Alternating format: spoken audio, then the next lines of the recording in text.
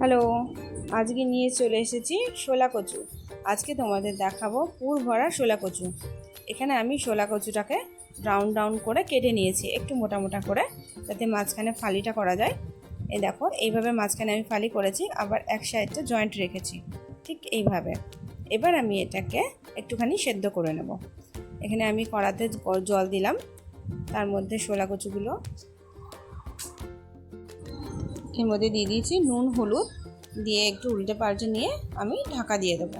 এটা 15 থেকে 20 মিনিটের মধ্যে ঢাকা দিয়ে রেখে দেবো, যাতে সেদ্ধ হয়ে যায়। আমি ফিরে এসেছি 15 থেকে 20 মিনিট পর, আর একটু উল্টে পাল্টে দেবো। হয়ে গেছে।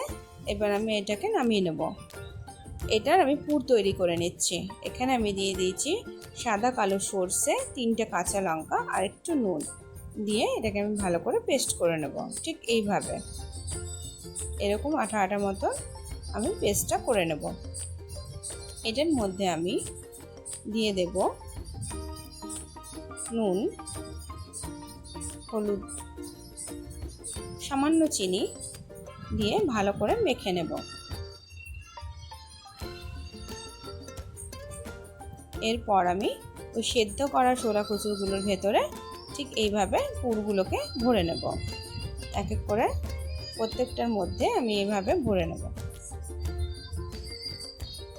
এরপর উপরেও আমি একটুখানি মশলাগুলো দিয়ে দেব।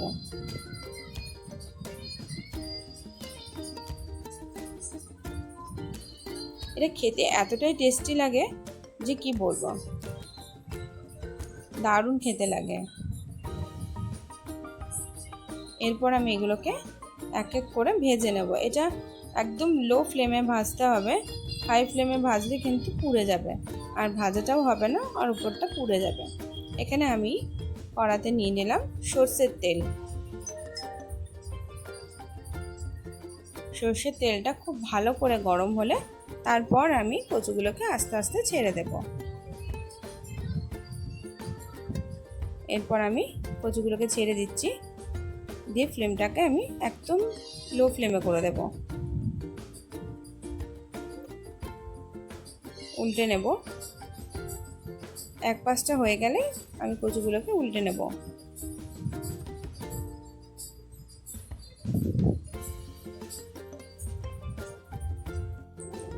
হয়ে গেছে। এবার আমি কচুগুলোকে নামিয়ে নেব। নামিয়ে নিচ্ছি। দেখো দেখতে কত সুন্দর হয়েছে। আমার রেসিপিটা ভালো লাগলে তোমরা লাইক, কমেন্ট এবং সাবস্ক্রাইব করে দিও। টাটা, দেখা হবে পরের কোনো ভিডিও।